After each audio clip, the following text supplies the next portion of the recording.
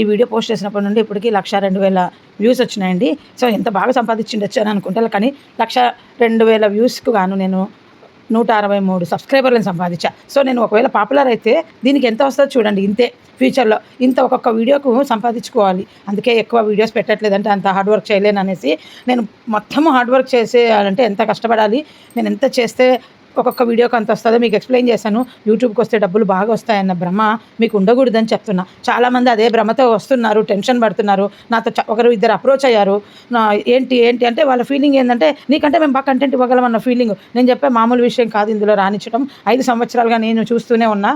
నేను సక్సెస్ అవ్వలేదని కాదు, దీంట్లో నా సక్సెస్ అయిన వీడియోల ద్వారా నేను మీకు మెసేజ్ ఇస్తున్నాను అనమాట.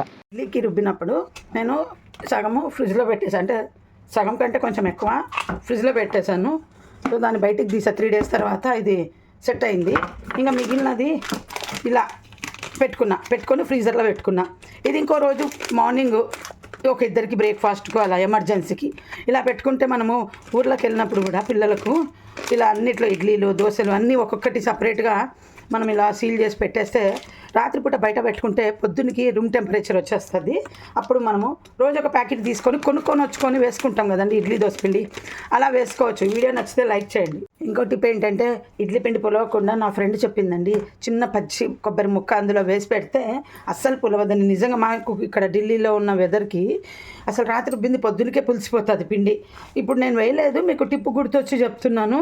ట్రై చేయండి. పెరుగులో కూడా చిన్న కొబ్బరి ముక్క వేసేయండి తోడుకున్న వెంటనే. పులవదు. అప్పుడు మీరు స్టీల్లో పెట్టుకోండి, దేంట్లైనా పెట్టుకోండి, అస్సలు పులవదు. టప్పర్వేర్లో పెట్టుకుంటేనే కాదు, చక్కగా స్టీల్ గిన్నెలలో కూడా ఇడ్లీ పిండి పెట్టుకోండి. దానికోసం టప్పర్వేర్ కొననక్కర్లేదు. ఫ్రిడ్జ్లో పెట్టిన దానికి కూడా వేయండి చిన్న కొబ్బరి ముక్క. నా ఫ్రెండ్ చెప్పిందండి, టప్పర్వేర్ ఫ్రెండే చెప్పింది అనమాట. నాకు ప్రాబ్లం వచ్చినప్పుడు ఇక్కడ ఇట్లా చాలా టప్పర్వేర్లో పెట్టినా పులిసిపోతుంది అంటే పచ్చి కొబ్బరి ముక్క వేయి చిన్నది అని. సరే చెప్పింది కదా ట్రై చేద్దామని ట్రై చేశానండి. అప్పట్లో చాలా యూజ్ అయింది. లాస్ట్ ఇయర్ కూడా నేను షార్ట్ వీడియోలో చెప్పాను, ఈ ఇయర్కు మళ్ళీ చెప్తున్నాను. నేను ఇప్పుడు టిష్యూ పేపర్ వేయకుండా పెడుతున్నా అండి, అది మొత్తం అతుక్కుపోతుంది. క్వాలిటీ బాగా తగ్గిపోయింది.